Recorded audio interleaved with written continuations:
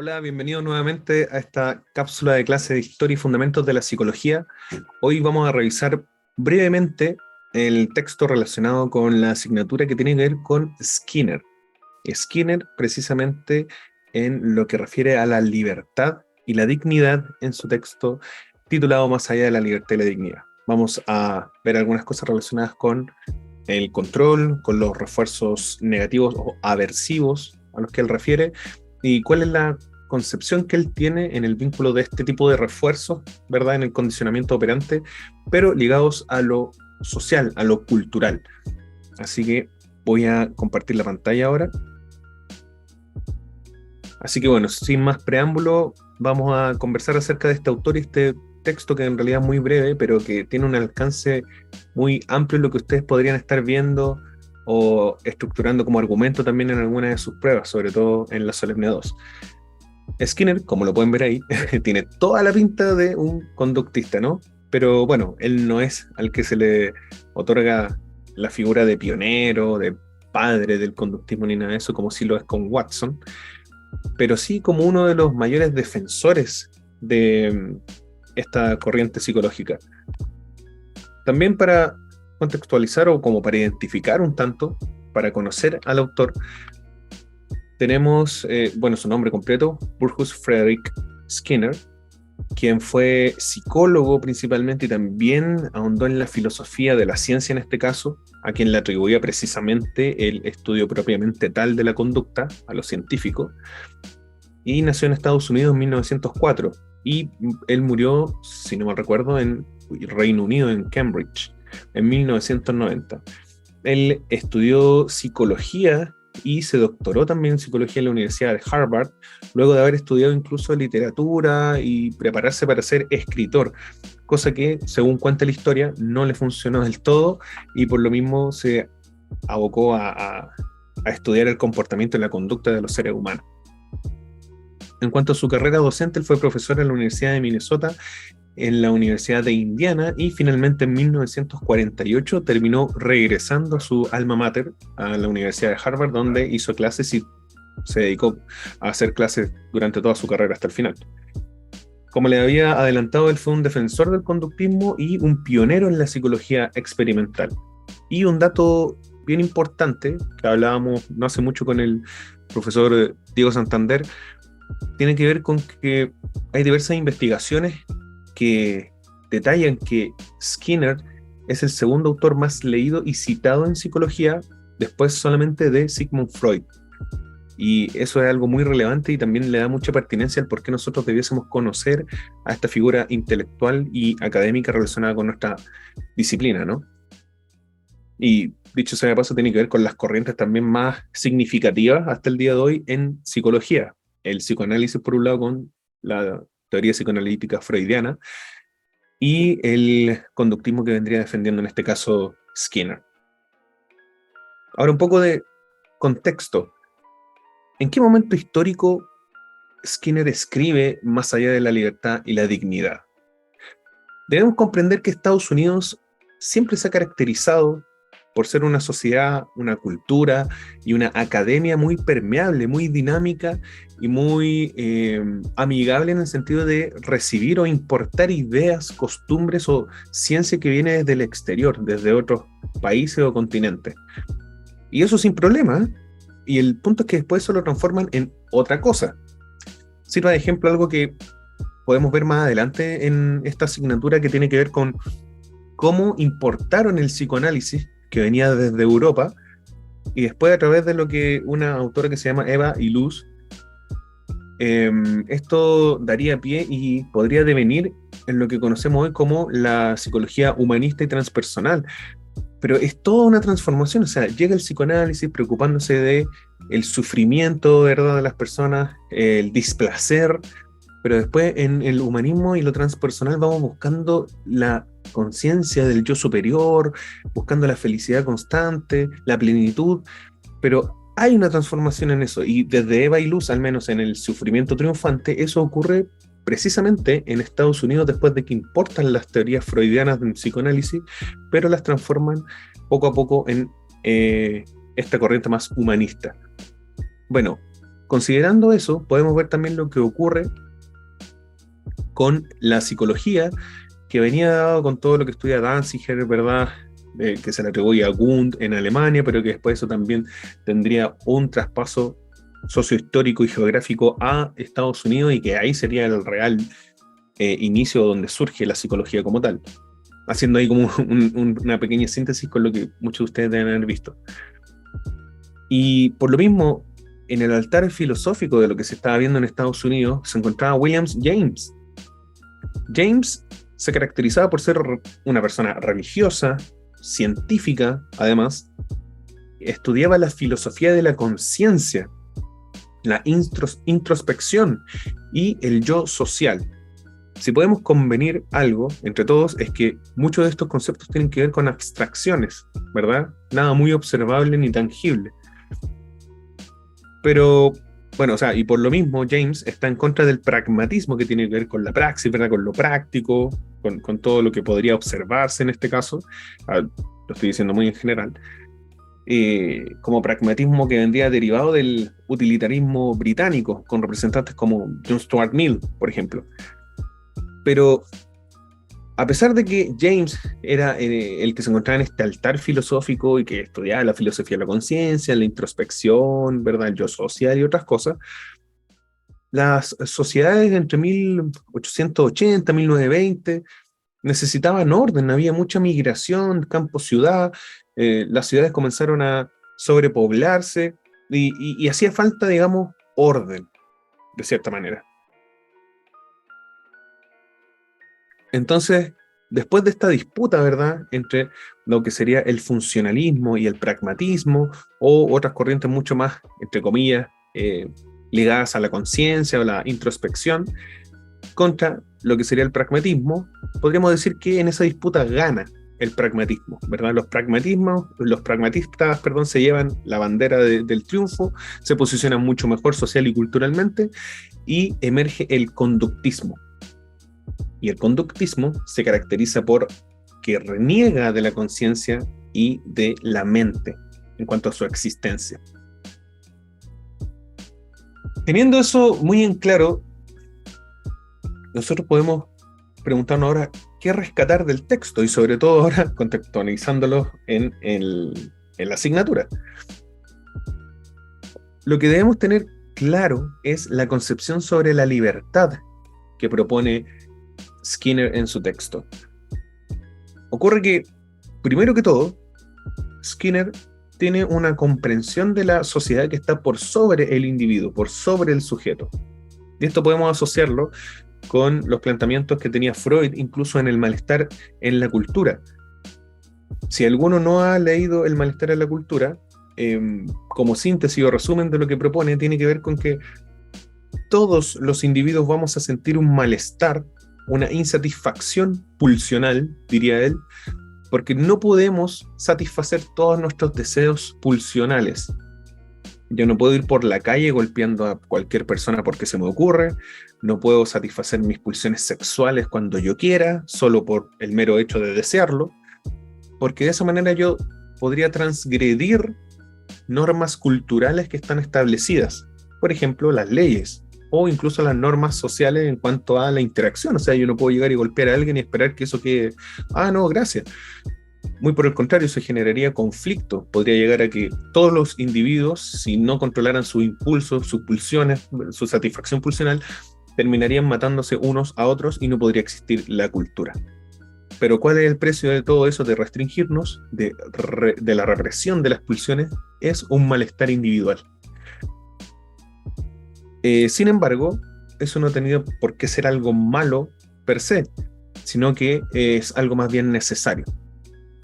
Por lo mismo, Skinner, siguiendo algo muy parecido a esa línea de Freud en El malestar en la cultura que le estoy dando como un ejemplo, no demoniza el control, ya que el control no se basa solamente en refuerzos negativos, refuerzos aversivos o de castigo, que implican agregar algo desagradable a un estímulo, sino que Skinner comprende que el control puede ser entendido como gestión, no solamente como algo macabro que tendemos a entender nosotros, no, nos están controlando, están tomando, qué sé yo, mis datos para sacar la cédula de identidad, tenemos que sacar, bueno, en el tiempo de pandemia ya pasaba mucho esto, era por qué tenemos que en el fondo sacar estos carnets de vacuna, y con eso después permiten ver si nos dejan entrar o no entrar a ciertos locales, y están coartando nuestra libertad, decía mucha gente.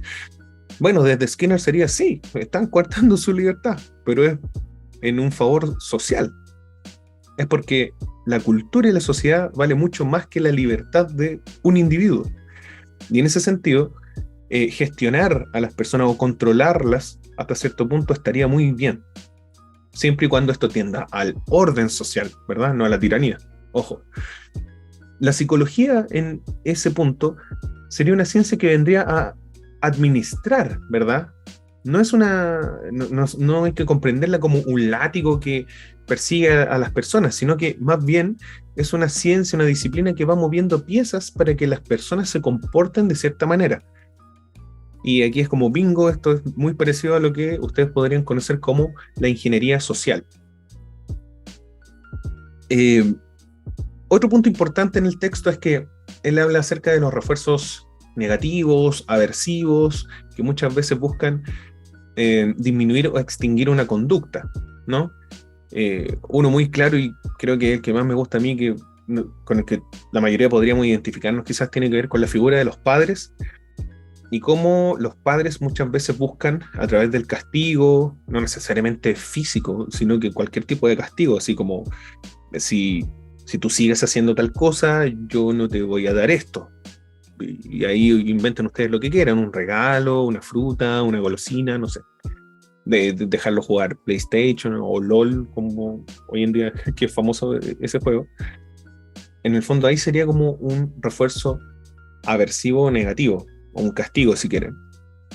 Entonces, muchas personas creerían, dice Skinner, que cuando yo me enfrento a un refuerzo aversivo, a un castigo o algo por el estilo, podría destruirlo, en este caso sería como matar a mis padres, o escapar de ese ambiente.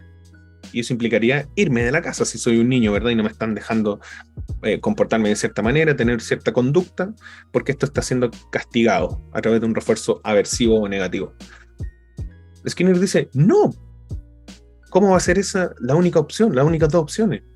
¿Cómo solamente voy a poder destruir un refuerzo aversivo o escapar de un refuerzo aversivo? Yo también puedo ambientarme, acostumbrarme, puedo remodelar un ambiente e incluso mi propia conducta para que pueda existir una coexistencia entre ese ambiente que puede traer refuerzos aversivos y mi propia conducta. Entonces, al final, la libertad para Skinner no es hacer cualquier cosa que yo quiera, no es hacer lo que yo quiera, cuando quiera y como quiera. Para Skinner, la libertad es la adaptación. Libre es quien mejor se adapta a un ambiente. Ahí yace el trasfondo o el sustrato, si quieren, de lo que es ser realmente libre, en la adaptación a diversos tipos de refuerzos, de estímulos. Ahora, como, bueno, les decía, no todo refuerzo aversivo va a ser negativo en su amplitud, no hay que comprender la libertad como absoluta, porque caeríamos en lo que les planteaba al inicio relacionado con el malestar en la cultura, o sea, si todos somos totalmente libres, ¿hasta qué punto vamos a respetar la libertad del otro? Y ahí ya eso implicaría un control y una gestión social o cultural. Piensen, por ejemplo, en esto. La personalidad nuestra es nuestro abanico o repertorio conductual. Yo puedo ser muy sociable, puedo ser muy atento, puedo tener una alta capacidad de concentración, puedo ser una persona, como muchos decimos, de piel, ¿verdad? De tacto, que nos gusta abrazar, qué sé yo. Y uno tiene que pensar cuáles atributos de mi personalidad puedo ocupar en determinado momento, a propósito de adaptación. Entonces, si mi repertorio conductual es mayor, o si mi abanico, si quieren pensarlo en metáfora, es más amplio, entonces voy a ser más libre. ¿Por qué? porque tengo mayores posibilidades de adaptarme a distintos ambientes. Y ahí va a estar la libertad. Por ejemplo, las conductas A, B y C son el repertorio conductual o el abanico que tiene una persona. En determinado ambiente, A y B son funcionales o aceptables, mientras que C es disfuncional o podría no ser aceptado, ese tipo de conducta. ¿Qué va a ocurrir entonces en ese ambiente? Se va a aumentar la probabilidad de que se repitan las conductas A y B, que son funcionales, y eso a través de un refuerzo positivo, es decir, de un regalo, de un premio. Oye, siga haciendo esto y vas a obtener esto que yo te estoy ofreciendo, ¿no? Y ahí imagínense, pues si están en un trabajo, que es lo más fácil, donde necesitan que ustedes sean puntuales y que ustedes siempre obedezcan a sus jefes, y ustedes lo hacen, llegan siempre a la hora y siempre están obedeciendo lo que les dicen y siempre están haciendo lo que les dicen que tienen que hacer, probablemente les den un refuerzo positivo que va a ser, oye, te puedes ir más temprano, o oye, te vamos a dar un día libre, o te vamos a aumentar el sueldo, qué sé yo. Entonces ahí está operando esta figura de aumentar la probabilidad de que se repita esa conducta que es funcional para el ambiente. En este caso, ser puntual y obediente. Mira, ahí jueguen como ustedes quieran, podría ser todo lo contrario. No considerar los horarios como algo importante y en realidad tener más bien un pensamiento crítico y poder verbalizarlo constantemente. Y podrían tener distintos tipos de refuerzo positivo al respecto. Mientras que C podría disminuir la probabilidad de que se repita, al ser la conducta C algo disfuncional o no esperable en un ambiente. En el primer ejemplo que les daba, C podría ser precisamente ser impuntual. Entonces, a través de un refuerzo aversivo, un castigo, un refuerzo negativo, como quieran, se va a disminuir la probabilidad de que se repita la impuntualidad. Y se va a esperar que se extinga, obviamente, que esta persona comience a ser puntual. Ahora piénsenlo en la sociedad. Lo más probable es que distintos tipos de conductas o abanicos de personalidades se vean expuestos a refuerzos aversivos o negativos, como por ejemplo el ser obsesivo o el tener una personalidad antisocial. Antisocial relacionada más bien como con trastorno. Piensen ustedes en la película La Naranja Mecánica, en la foto que ahí les propongo. Siendo bien honestos y objetivos y muy conductistas para nuestro razonamiento, realmente sería negativo que estén tratando de condicionar de manera operante a Alex en este caso. Recordemos que Alex era un violador, un asesino, un ladrón, y que a través de esta situación experimental, que por supuesto que de manera ética hoy en día quizás no es lo más correcto, eso estamos bien, convengámoslo, pero veámoslo desde la propuesta de Skinner, por favor. A él, a través de este experimento, están tratando de asociar la violencia con un refuerzo aversivo o negativo, que en este caso es tenerlo constantemente con una música, ¿verdad?, de Beethoven, viendo estas imágenes de violencia constante donde no puede cerrar los ojos, que ya podría ser también un refuerzo aversivo o negativo o un castigo, y le van colocando gotas hidratantes en su ojo.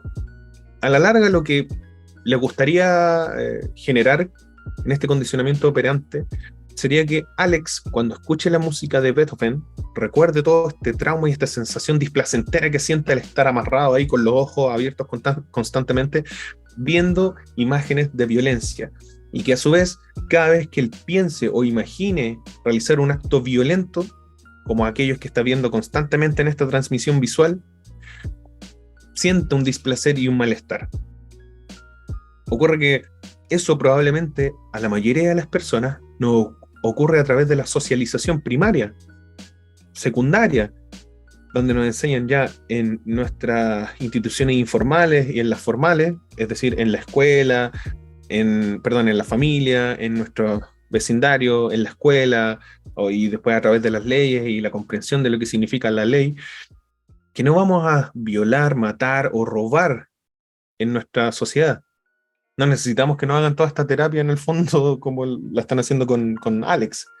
Pero Alex, como ya es una persona que tiene una conducta que es totalmente disfuncional a su ambiente, van a aplicar un refuerzo aversivo, un castigo, un refuerzo negativo en el cual van a buscar disminuir la probabilidad de que se repita su conducta, que sería en este caso ser un total delincuente o criminal, más que todo. Este es un ejemplo sumamente drástico, tiene que ver con la ficción de la película, pero ahora vayan jugando ahí con otro tipo de ejemplos, como el que les di de la puntualidad, como el que les di de, o bueno, en este caso pensándolo en algo malo, la impuntualidad, como en el ser agresivo, como en el no ser asertivo y nunca guardar silencio cuando alguien más está conversando, como en el ser una persona que genera acoso verbal, acoso callejero, abuso, y en el fondo por ahí va también Skinner. Dice, la libertad total no es algo que debamos romantizar, ni algo que hay que naturalizar. El control como una gestión social es bienvenida siempre. Y finalmente de eso se trata. Libre es quien mejor se adapta a un ambiente. Eso sería todo con este texto. Espero que les sirva mucho. Cualquier duda que tengan, por favor, escríbanme al correo y péguenle una leída a este texto, es bien importante. No se queden solamente con que Skinner es un conductista más, que podría ser un demasiado sesgado o absoluto en sus planteamientos, ¿verdad? Desde lo que se conoce desde él como el conductismo radical, porque no tiene que ver con fanatismo, sino que tiene que ver más con el estudio acérrimo que él propone hacia la conducta y el comportamiento humano desde la ciencia. Y eso, los dejo. Que tengan buen fin de semana. Un abrazo a todos.